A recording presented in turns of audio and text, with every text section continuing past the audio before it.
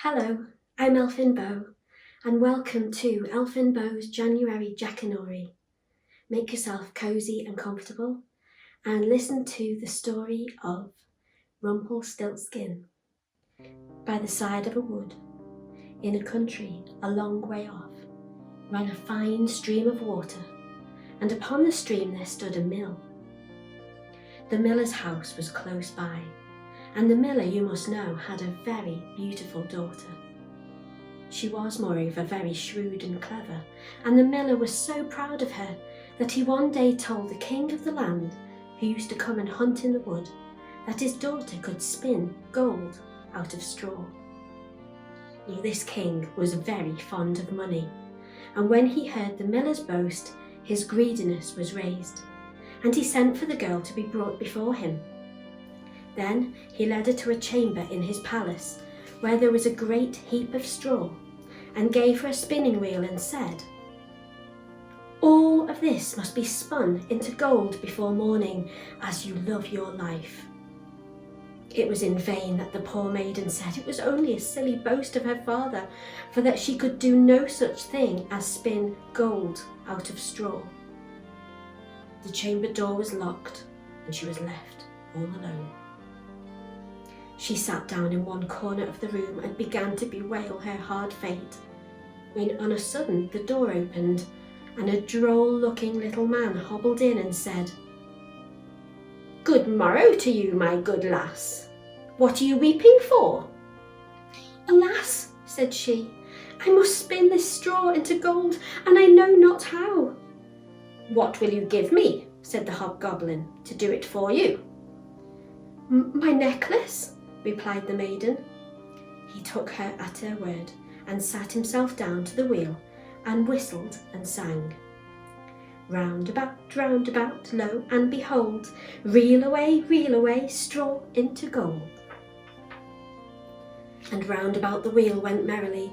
The work was quickly done, and the straw was all spun into gold. When the king came and saw this, he was greatly astonished and pleased. But his heart grew still more greedy of gain, and he shut up the poor miller's daughter again with a fresh task. Then she knew not what to do, and sat down once more to weep. But the dwarf soon opened the door and said, "What will you give me to do your task?" "The ring on my little finger," said she. So her little friend took the ring and began to work at the wheel again, and whistled and sang, round about, lo and behold, reel away, straw into gold, till long before morning all was done again. The king was greatly delighted to see all this glittering treasure, but still he had not enough, so he took the miller's daughter to yet a larger heap and said, "All this must be spun tonight, and if it is, you shall be my queen." As soon as she was alone, the dwarf came in and said, "What will you give me to spin gold for you this third time?" "I have nothing left," said she. "Then say you will give me," said the little man, "the first little child that you may have when you are queen." "That may never be," thought the miller's daughter, and as she knew no other way to get her task done, she said that she would do what he asked. Round went the wheel again to the old song, and the mannikin once more spun the heap into gold. The king came in the morning, and finding all he wanted, was forced to keep his word. So he married the miller's daughter, and she really became queen. At the birth of her first little child, she was very glad, and forgot the dwarf and what she had said.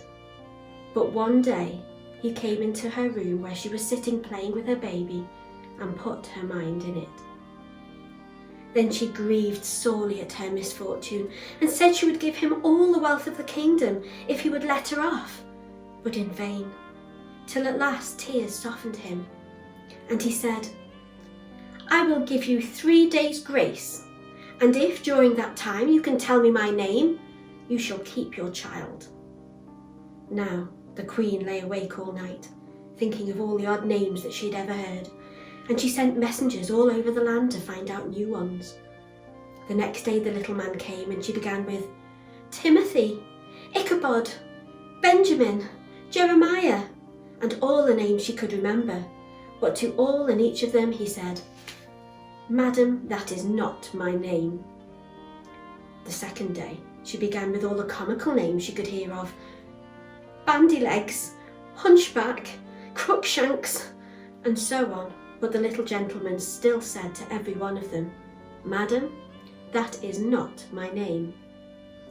The third day one of the messengers came back and said, I have travelled 2 days without hearing of any other names, but yesterday, as I was climbing a high hill among the trees of the forest where the fox and the hare bid each other good night, I saw a little hut, and before the little hut burnt a fire, and round about the fire a funny little dwarf was dancing upon one leg and singing, Merrily the feast I'll make, today I'll brew, tomorrow bake, merrily I'll dance and sing, for the next day will a stranger bring.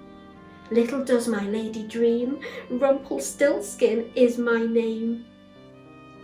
When the queen heard this, she jumped for joy, and as soon as her little friend came, she sat down upon her throne and called all her court round to enjoy the fun. And the nurse stood by her side with the baby in her arms, as if it was quite ready to be given up. Then the little man began to chuckle at the thought of having the poor child to take home with him to his hut in the woods, and he cried out, Now, lady, what is my name? Is it John? Asked she. No, madam. Is it Tom? No, madam. Is it Jemmy? It is not. Can your name be Rumplestiltskin? Said the lady slyly. Some witch told you that! Some witch told you that! Cried the little man, and dashed his foot in a rage so deep into the floor that he was forced to lay hold of it with both hands to pull it out. Then he made the best of his way off, while the nurse laughed and the baby crowed, and all the court jeered at him for having had so much trouble for nothing, and said, We wish you a very good morning and a merry feast, Mr. Rumplestiltskin. The end. And if you have enjoyed this story today, please like and comment and share and subscribe to my YouTube channel so you don't miss any other stories throughout the month of January, where I'll be telling you fairy tales and legends and folk tales to brighten up your dark winter nights. So thank you so much for joining me.